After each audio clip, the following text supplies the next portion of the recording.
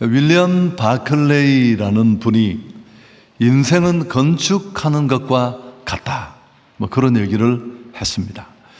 여러분, 인생만 건축하는 것과 같은 게 아니고 신앙도 비슷합니다.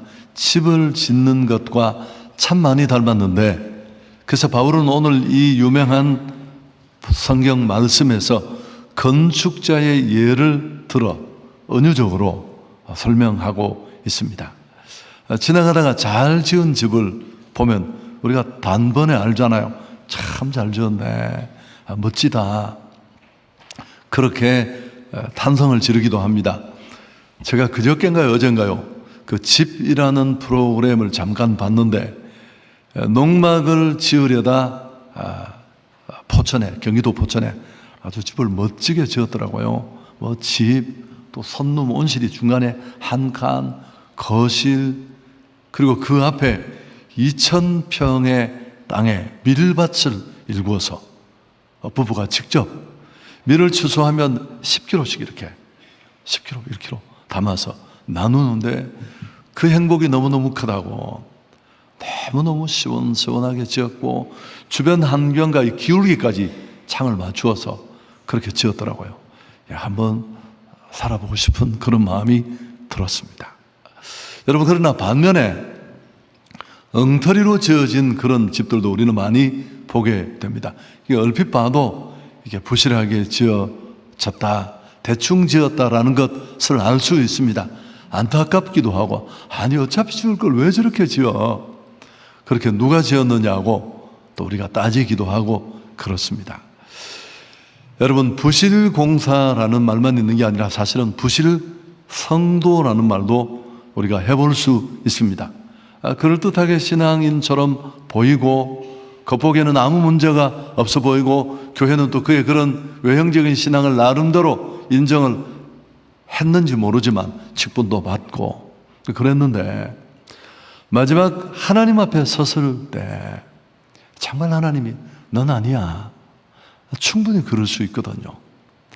정말 오늘 성경에 있는 말씀처럼 하나님의 그 준엄한 심판 앞에 섰을 때 우리 모두가 면류관 받는 그런 하나님의 사람이 되어야 할 것입니다. 자, 그렇다면 나는 지금까지 그 믿음이, 신앙 여정이 집을 짓는 것과 같다면 어떤 집을 지었는지, 사람들은 내 집을 보고 어떻게 말할까? 우리가 지나가다가 지어진 집을 보고 평가하듯이, 아니, 정말 내 인생의 참 주인 되신 그 하나님은 내 신앙의 여정과 내 믿음의 집을 어떻게 보실까? 어느 건축가의 글을 읽었는데요, 집에는 건축가의 혼이 담겨 있다. 참 멋진 말이잖아요. 고작 3, 40년, 길어봐야 4, 50년도 못 가는 집이 그렇다면 믿음으로 짓는 집이야 오죽할까요? 여러분, 지금 사는 이 세상, 금생과 내생이 다 영향을 받을 텐데, 그래서 온전한 믿음의 집을 짓는 지혜로운 건축자들 되기를 축복합니다. 자, 믿음의 집은 어떻게 지어야 할까요? 오늘 10절 우리 같이 한번 읽습니다. 성경의 권고인데요, 같이 읽습니다. 내게 주신 하나님의 은혜를 따라 내가 지혜로운 건축자와 같이 터를 닦아 두매 다른 이가 그 위에 세우나 그러나 각각 어떻게 그 위에 세울까를 조심할지니라. 특히 오늘 이 10절 하반부에 보면 그러나 각각 어떻게 세울까를 조심할지니라.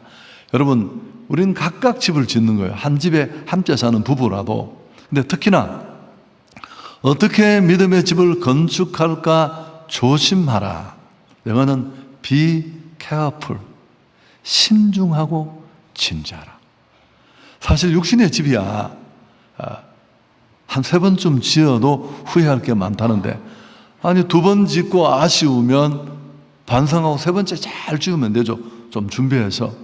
그러나 믿음의 집은 그렇지 않습니다. 물론 고칠 기회가 있지만 정말 신중하고 진지하게 지어야 할 텐데, 자, 첫 번째, 항상 모든 건축, 믿음의 집도 마찬가지지만 무엇보다 중요한 게 뭘까요? 기초입니다. 기초가 튼튼해야 좋은 건축물을 올릴 수 있습니다. 건물의 이후에 안정성과 내구성을 결정하는 매우 중요한 요소입니다. 여러분, 기초가 흔들리면 좋은 건축물은 애초부터 어렵고 그 위에 무슨 10칸을 올리든 50층을 올리든 그 무너짐은 더 처참한 것입니다. 보이는 건 너무 대단하고 번듯하지만 그만큼 기초가 관건인데, 기초가 없으면 그 외에도 지진, 풍력, 수압 등 많은 자연재해에 취약해지고 시간이 지나면 기울어지고 또 금이 가고 그런 거 우리가 자주 접하는 내용들입니다. 흔히 이 건축물 두 개를 대조적으로 비유하면서 얘기를 많이 하는데, 미국 맨하탄에 있는 엠파이어 스테이트 빌딩, 지금은 그렇게 큰 건물이 아니지만 381m의 102층입니다. 또 이것과 이태리에 있는 그 피사의 사탑을 많이 비교합니다. 기초, 이 터가 얼마나 중요한가를 잘 보여주는데, 엠파이어 스테이트 빌딩은 그 바위 위에, 그렇게 큰 바위라는 기초 위에 세워졌다고 합니다. 바람이 불어도 세찬 바람에도 흔들리지 않는데, 이 피사의 사탑은 3층까지 올렸을 때 이미 집안이 붕괴되고 문제가 될 것 같은 그런 여러 가지 상황들이 드러났습니다. 그렇지만 이런저런 이유로 보완을 하지 않고 그냥 진행이 되었다고 합니다. 800년을 넘게 조금씩 기울다가 최근에 조치를 취해서 그 기울기가 멈췄다고 하는데, 잘못된 기초는 바로잡지 않으면 두고두고 문제가 된다라는 것입니다. 그래서 기초를 잘 닦는 것은 중요한데 고층일수록 더 그렇습니다. 너무 당연한 상식적인 얘기지만 옆에 아파트 공사를 시작했는데 아무리 봐도 올라오지 않습니다. 그럼 기초 공사하는데 시간이 오래 걸렸다는 뜻이고, 그건 곧 그 건물이 38층, 40층 넘어간다는 뜻입니다. 여러분, 63 빌딩은 기초만 공사하는데 3년이 걸렸어요. 3년이. 믿음의 집도 다르지 않습니다. 사실 기초만 튼튼하게 잘 닦아두면 그 다음에 이렇게 최근의 건물들은 그냥 쭉쭉 올라가요. 옛날에 거푸집을 대는데 이렇게 철판 같은 걸 대서 그냥 위로 쭉쭉쭉 올라가는데 하루하루 달라집니다. 그렇지만 당시 건축자들에게는 가장 큰 문제가 뭐였을까요? 기초석을 찾는 일입니다. 지금 같은 건축술, 또 시멘트 같은 자재 이런 게 없을 때니까 자연석이나 돌을 만날 때까지 파내려 갔을 것입니다. 믿음의 집도 역시 마찬가지인데, 자, 11절 오늘 본문에서 제일 중요한 구절일 텐데 함께 읽습니다. 이 닦아둔 것 외에 능히 다른 터를 닦아둘 자가 없으니 이 터는 곧 예수 그리스도라. 이 터, 이 기초를, 이 터는 기초라는 말인데, 바울은 그 기초석을 예수 그리스도라고 했습니다. 너무 정확한 정통의 말이죠. 반석 되신 예수 그리스도 위에 우리 믿음의 기초를 놓아야 할 줄 믿습니다. 여러분, 사실 오늘 이 본문은 고린도 교회에 주어진 말씀입니다. 고린도 교회는 아주 뜨겁고 성령의 은사가 대단한 교회였지만 상당히 많은 내용을 겪고 있었습니다. 시험이 들고 분열이 있고, 그 이유가 뭘까요? 바로 이 기초의 문제입니다. 건물은 40층인데 맨날 휘청휘청 하는 거예요. 기초가 제대로 안 되었으니까. 그들은 바울, 베드로, 아볼로 같은 그 교회를 사역했던 대단한, 우리가 기억하는 그런 탁월한 리더들을 교회 지도자들로 두고 있었습니다. 여러분, 우리는 항상 이런 약함이 있어요. 사람은 그냥 사람일 뿐인데 지도자가 너무 크면 그 지도자를 하나님처럼 생각할 수 있습니다. 내 신앙을 좌지우지하는, 겉보기에는 큰 문제가 없어 보이고 어느 정도 교회를 이렇게 단단하게 만드는데 큰 힘이 될 것처럼 보이지만 사실은 그렇지 않습니다. 어떤 탁월한 사역자도 그리스도를 대신할 수 없습니다. 사람 보고 신앙을 시작하면 반드시 시험 듭니다. 가까이 가보면 인간은 누구나 예외가 없습니다. 조금씩 차이가 있지만 예수 그리스도만이 유일한 기초인 줄 믿습니다. 저는 늘 그런 얘기를 많이 해왔습니다. 사실 목회자는 스카치 테이프입니다. 투명한 그리스도와 성도들을 이어주고 연결하는, 그렇지만 그 테이프의 유용성은 철저하게 자기가 드러나지 않아야 한다라는 것입니다. 모든 이단들이 이런 경계선을 넘어서 그렇게 가는 겁니다. 여러분, 천주교가 문제가 되는 건 교황은 그저 사람일 뿐이에요. 선거에서 뽑잖아요. 뿐만 아니라 무슨 신탁이 있는 것도 아니고, 또 신앙의 대단한 위인들까지, 성인들까지도 다 기초로 인정을 합니다. 폄하하기 위해서가 아니라 대단히 잘못되었다는 것. 종교다원주의란 말 예전에 우리가 많이 썼는데, 기독교의 근본 진리를 부정하고 모든 종교가 동등하다는 주장입니다. 세상에 여러 종교가 있습니다. 기독교 말고도 불교, 유교, 이슬람교 다 나름대로 경전이나 체계적인 교리를 가지고 있습니다. 그리고 그 종교의 궁극적인 목표가 구원입니다. 그래서 방법은 다르지만 천국, 극락을 추구하는 그 궁극적 목표는 같은데 왜 기독교만 구원이 있느냐? 다른 종교도 다 구원이 있다. 너무 그렇게 편협하게 그러지 마라. 독선적이지 않느냐? 여러분, 상식적으로 받아들일 수 있지만, 그러나 우리 신앙의 내비게이션과 같은 이 성경은 뭐라고 말할까요? 자, 사도행전 4장 12절 한 절 씁니다. 다른 이로서는 구원을 받을 수 없나니 천하 사람 중에 구원을 받을 만한 다른 이름을 우리에게 주신 일이 없다. 불교를 예로 들면 불교는 절대자가 없습니다. 스님들도 모르는 분이 계신데 불교자는 석가가 절대자가 아니에요. 스스로 자기가 해탈하는 종교지 아무도 없어요. 제가 너무 가나요? 과거에 그런 얘기가 있었어요. 어떤 분이 산 깊숙이 들어갔더니만 스님 한 분이 바위 위에 기도를 하고 있었습니다. 그래서 100일 기도 중이라고 그러더래요. 그래서 누구에게 기도하느냐고 물었더니만 이분이 주지 스님에게 물어보고 오겠다고. 주지 스님도 잘 모르겠다고 하더래요. 여러분, 이건 공격하려고 하는 얘기가 아니라 그게 실제예요.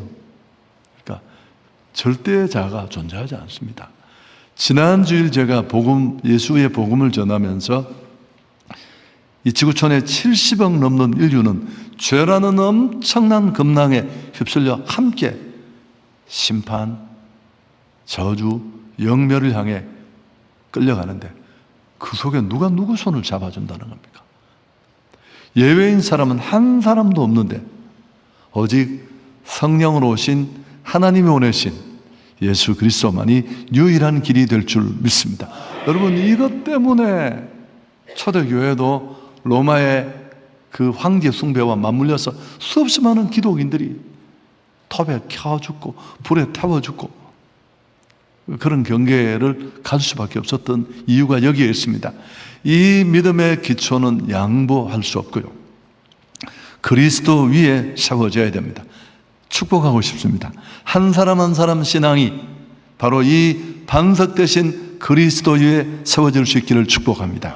그러려면 예수 그리스도를 만나야 되고요, 그 예수 그리스도를 구주로 내 삶에 모셔야 되고요, 영접하는 자 곧 그 이름을 믿는 자들에게는 하나님의 자녀가 되는 권세를 준다. 근데 이게 개별적으로 이어져야 합니다. 바울이 오늘 이런 얘기를 이 고린도 교회를 향해 아주 심각하게 설파할 수 있는 이유가 뭘까요?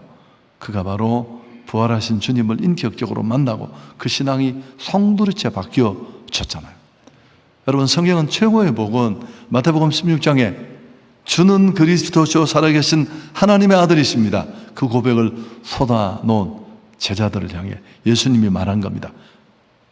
바요나 시모나, 요나의 아들 시모나, 내가 복이 있도다. 그걸 알게 한 이는 하나님이시다. 자, 두 번째는 여러분, 기초가 중요하다는 건 너무 당연한 얘기고, 실제로 기초에 굉장히 많은 비용이 투자되고 또 심사숙고하고 제대로 건축을 하는 사람이라면 이건 뭐 절대 빼놓을 수 없는 일. 그럼 두 번째는 어떤 자재를 쓰느냐. 건축을 하는 그 재료가 중요하겠죠. 여러분, 부실 공사는 언제나 사구려 자재, 부실 자재와 맞물려 있고 그 전면에는 항상 커미션이 있습니다. 그 일을 감독하는 감리나 감독관, 행정기관이 무언가 비리가 있고, 우리 한국에 많이 일어난 대형 참사들, 뭐 삼풍백화점, 와우, 성수대교, 여러분 공통점이 분당에 그 도시 한가운데 또 다리가 끊겨지고 가보면 힘없습니다. 철근 숫자 빼먹고 아스팔트 두께 줄이고. 그래서 공사비 절약의 이유도 있겠지만 이런 온전치 않은 일들이 그 속에 갈려 있습니다. 여러분, 문제가 없는 집을 지으려면 정말 100년, 200년이 가도 문제없는 그런 집을 지으려면 좋은 기초 위에 좋은 자재를 사용해야 합니다. 바울은 오늘 이 고린도 교회를 향해 주신 말씀 속에 건축 재료를 크게 두 가지로 말합니다. 하나는 불에 타는 것이고 다른 하나는 불에 타지 않는 것인데, 물론 비유입니다만, 자 12절 함께 읽습니다. 만일 누구든지 금이나 은이나 보석이나 나무나 풀이나 짚으로 이 터 위에 세우면, 여기 보면 나무, 풀, 짚 같은 건 불에 쉽게 타는 사구려 자재를 상징하고요, 반면에 금, 은, 보석 같은 것은 좋은 고급 자재를 말합니다. 고급 자재는 당연히 고가이고 이 고가의 자재는 평당 건축비 상승으로 이어질 수밖에 없습니다. 그래도 안전을 위해서는 또 좋은 집, 견고한 집, 오랫동안 문제없는 집을 만들기 위해서는 재료를 좀 숙고할 필요가 있고, 최근에는 뭐 내진 설계, 한국이 지진으로부터 안전하다고 하지만 여러 가지 정황들이 절대 안전을 보장할 수 없습니다. 내진 설계도 보편화되어 있는데 당연히 건축 단가를 상승시키는 요인입니다. 자, 그럼 건축도 잘 모르는 제가 해본 건 교회 건축밖에 없는데 자, 그럼 여러분, 좋은 자재가 뭘까요? 금으로 막 칠을 하고, 도대체 금, 은, 보석같이 불에 타지 않는 이 자재란 신앙의 집을 짓는 우리에게는 뭘 의미할까요? 헌금 많이 하고 막 뜨겁게 찬양하고 봉사하고? 아닙니다. 성경 말씀에 근거한 신앙생활을 바랍니다. 뭐라고요? 성경에 근거한 신앙생활입니다. 구원받은 사람에게 이 성경은 구원의 책이었지만 구원의 목적을 달성하면 성경은 끝나는 게 아니라 구원받은 자답게, 하나님의 사람답게 우리가 행복하게 건강하게 정말 후회 없이 살 수 있는 그 바로메타, 매뉴얼이 성경입니다. 하나님의 말씀에 기초한 신앙 위에 세워져야 합니다. 한국 교회 안에 엉터리 많아요. 그래서 교회에 어떻게 견디다 보니까 응급교회 직분을 받고, 직분을 받으니까 막 5만 가지 착각을 하는 거예요. 내가 막 대단하게 보이고 온 동네 사람이 다 알로 보이고. 여러분, 한국 교회에 좀 살아남은 이런 것과 굉장히 밀접한 연관이 있습니다. 그래서 정말 내가 믿음으로 짓는 이 신앙의 집, 믿음의 집이 정말 괜찮은 집이 되려면 성경에 근거한 신앙이어야 합니다. 루터와 칼빈, 이 개혁주의를 대표하는 분들은 성경을 기초로 해서 세우지 않는 신앙은 다 무너진다. 당연합니다. 흔들릴 때 같이 흔들릴 테니까. 고린도 교회도 역시 그래서 이런 말씀을 고린도 교회를 향한 편지해 주신 겁니다. 예수를 믿기는 믿었고 성령의 은사도 받았는데 사실 여전히 그들을 움직이는 중심의 원리는 세상에 있었습니다. 그들의 살아온 삶의 노하우, 세상의 일반적인 지식, 그런 삶과 행위의 틀을 벗어나지 못했습니다. 하나님의 말씀이 그들 삶의 원리가 되고 나를 오른쪽 왼쪽 결정하게 하는 근거가 되고, 그런 신앙인일 때 참 잘 지은 집이다, 그렇게 말할 수 있습니다. 하나님 보실 때 좋은 자재로 제대로 지어진 집입니다. 그러나 나무나 풀집 같은 집은 빠르게 지었는데 자기 생각, 자기 주장대로 행하는 겁니다. 여전히. 여러분, 저는 종교인과 신앙인을 수없이 많이 나누었고, 성도들 간증이나 신앙의 기도 고백을 들어보면 이 얘기가 굉장히 많은 사람들의 마음에 타격을 준 것 같아요.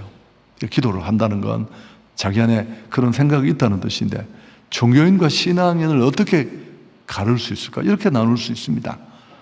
종교인은 교회 다니는 사람이고 신앙인은 예수를 믿는 사람인데, 또 한 가지, 종교인은 교회를 다니고 예수를 믿는다고 말하지만 여전히 나를 움직이는 힘이 내 안에 있어요. 세상의 일반적인 원리, 이렇게 살면 잘 살고, 이렇게 살면 성공하고, 이렇게 살면 행복하다는. 근데 그렇게 교회를 다녔지만 어느 순간 그 가치가 완전히 뒤집어져서 체인지가 되어서 말씀이 내 안에 좌표가 되어서 칼빈의 말처럼 말씀이 가는 데까지 가고, 말씀이 멈추라면 멈추는, 성경이 내 삶의 지침이 되는 이런 신앙이 무너지겠습니까? 정말 말씀대로 사는데 그 인간 교회만 다니지 쫄딱 망했더라. 여러분, 제가 그런 사람 있으면 데려오라고 했죠. 내가 집에 갈 때마다 없어요. 다 세상과 교회 사이에 쪽문을 열어놓고 머리에 피가 나면서 들어갔다 나왔다. 그러다가 어려운 겁니다. 돈도 못 받고 세상 방법도 아니고. 근데 정말 어려운 게 이겁니다. 집 짓을 때도 똑같은 것 같아요. 아니, 집을 좋은 재료로 짓고 싶죠. 못 짓는 이유가 뭐예요? 어마어마한 대가를 치러야 되니까. 그래서 그렇게 못하는 거예요. 부정적인 이유도 있지만 신앙의 집도 마찬가지입니다. 쉽게 가려는 생각, 직분은 바뀌고 주일날 와 있는 장소는 달라졌는데 그런 움직이는 원리는 여전히 세상에 있어요. 아무런 변화도 일어나지 않습니다. 여러분이 삶의 근거가 바뀌는 일은 종교가 바뀌는 일보다 훨씬 어렵고요. 그게 진짜 변화인 줄 믿습니다. 자, 신명기 8장 3절에 있는 말씀인데 이게 얼마나 어려운가를 보여주는데 같이 한번 읽습니다. 너를 낮추시며 너를 줄이게 하시며 또 너도 알지 못하며 내 조상도 알지 못하던 만나를 내게 먹이신 것은 사람이 떡으로만 사는 것이 아니오 여호와 입에서 나오는 모든 말씀으로 사는 줄을 내게 알게 하려 하십니다. 이게 무슨 뜻이냐면 하나님이 이스라엘을 430년 애굽에 포로된 그들을 불쌍히 여기셔서 그 작은 나라, 강원도만한 나라를 뽑아내서 구원해 주시고 자기 백성 삼으시고 축복의 땅 가나안까지 이끌잖아요. 근데 그 과정이 사실 길어도 한두 달이면 갈 수 있는 가까운 길입니다. 실제 지도를 봐도. 근데 40년이 걸렸어요. 그 광야에 온갖 일을 당하면서 뺑뺑이를 돌린 거예요. 이스라엘에게는 너무너무 궁금했죠. 왜 사랑한다면서 왜 이렇게 하느냐고. 여러분, 실제로 오늘 교회 안에서 광야에서 신앙생활을 끝내는 사람들이 많아요. 예수 안 믿는 내 지인들이 나를 보면서 너무 쟤는 왜 교회를 가는지 난 모르겠어. 아니 쉬는 날 여행 다니 나하고 저하고 뭐가 다른데. 그런 사람 많아요. 여러분, 광야에서 신앙생활을 끝낼 수 있습니다. 실제로 이스라엘이 한 세대가 40년 동안에 광야에서 다 죽었어요. 그 이유가 여기 나와요. 너를 낮추시며 너를 줄이게 하시며 또 너도 알지 못하며 내 조상도 알지 못하던 만나를 내기에, 그 다음 사람이 떡으로 사는 것이 아니라 하나님의 입에서 나오는 말씀으로 사는 줄을 알게 하려 하십니다. 세상 원리를 끊어내고 하나님의 원리를 장착하는데 40년이 걸린 겁니다. 정확하게 말하면 40년이 걸린 게 아니고 뭐죠? 한 세대가 다 죽은 거예요. 이게 이만큼 쉽지 않습니다. 완전히 거듭나는 변화. 그러니까 예수 믿는 사람과 믿지 않는 사람이 불신자가 함께 결혼을 하는 건 굉장히 낭만적으로 보일 수 있습니다. 전투적인 신앙으로 여겨질 수 있지만 쉽지 않은 일입니다. 남편은 세상 가치에 철저하게 있고 땅에 소망이 있는 사람과 땅의 것보다 영원한 것을 바라보고 사는 이 둘은, 여러분, 그리스도와 벨리알이 어찌 함께하려. 이게 얼마나 심각한 표현이에요. 그럴 수밖에 없는 이유. 꼭 말씀을 통해 이런 진정한 변화가 있기를 축복합니다. 여러분, 목사님 저조차도 쉽지 않습니다. 절대 평생 걸리는 과정이에요. 특히나 우리가 이런 말씀으로 내 믿음의 집을 제대로 된 재료로 지어가는 과정에 꼭 하나, 그 재료를 붙이는 마치 시멘트, 접착제 같은 역할을 하는 게 기도입니다. 기도. 제가 이런 표현을 곧잘 썼는데, 머리 쓰기와 무릎 쓰기. 어떤 사람은 지가 이렇게 얘기를 해요. 지가 머리를 좀 썼대요.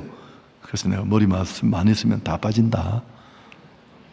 여러분, 머리를 굴리시면 안 되고 무릎을 써야 할 줄 믿습니다. 그 내 머리에서 나오는 얄팍한 임기응변으로 도대체 얼마만큼이나 넘어갈 수 있을까요? 그래서 나를 다 내려놓고 진짜 나의 길을 아시고 정말 내가 좋은 것이 무엇인지를 아시는 그분의 인도를 받는 기도는 사실은 독백이 아니고 대화라고 했잖아요. 하나님 앞에 내 문제를 내려놓고 상의하고 그분이 얘기하시고 이끌어주시는 이런 과정. 자, 한 가지만 더 말씀을 드리겠습니다. 여러분, 결국 이렇게 바른 기초 위에 좋은 재료로 제대로 지어져야 합니다. 대단히 비용도 들고 희생이 따르겠죠. 당연히 얼마나 가치 있는 일을 하는데, 이 30년 우리 가족이 밥을 먹고 휴식하고 쉴 공간인데, 아니 내 지금의 생과 남은 생애가 달려있는 일인데 어떤 대가를 치러도 제대로 해야 되겠죠.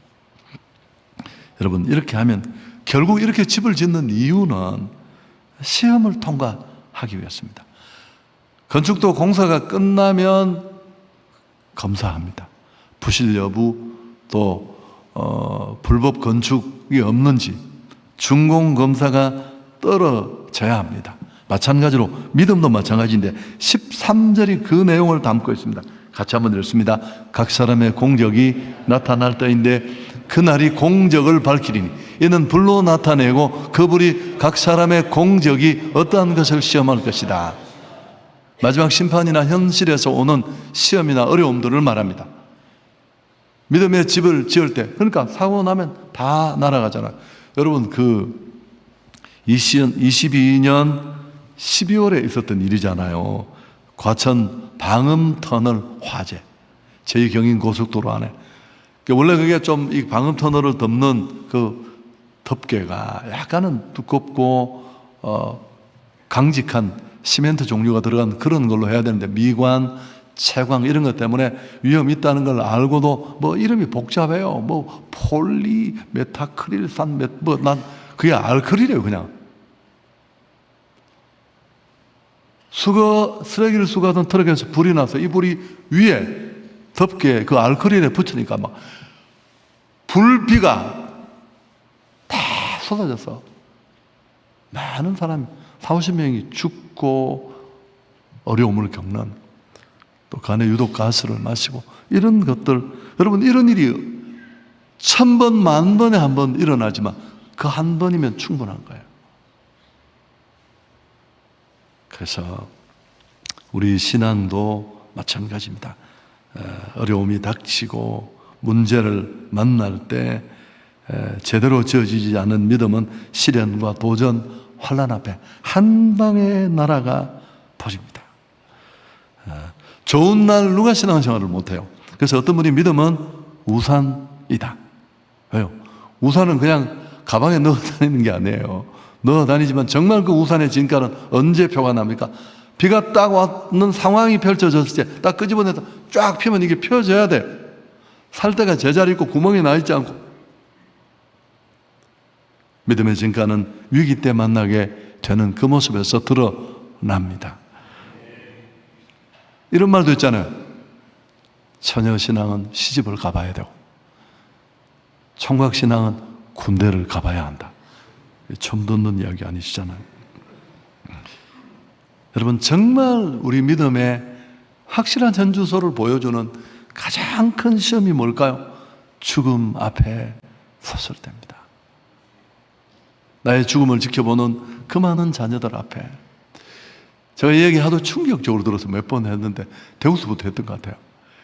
우리 교회 오시는 그 사실 송동호 목사님, 저희 동기라서 제가 빌 때 한 번씩 설교 부탁했던 그 목사님이 대구에 있을 때 겪은 간증인데, 자기 성도 하나가 영대, 대구의 영남대학이라는 병원이 있어요. 병원에 권사님 한 분이 이제 너무 암 선고받고 위독하셔서 목사님 위로하러 가신 겁니다. 얼마 못 살 거니까.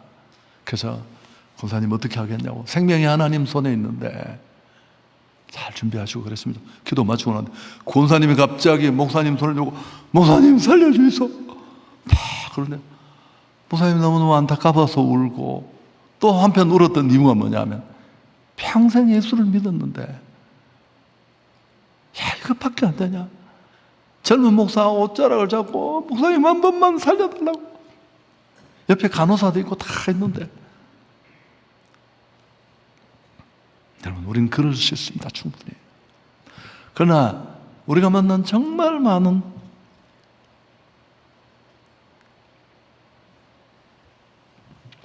정리하겠습니다.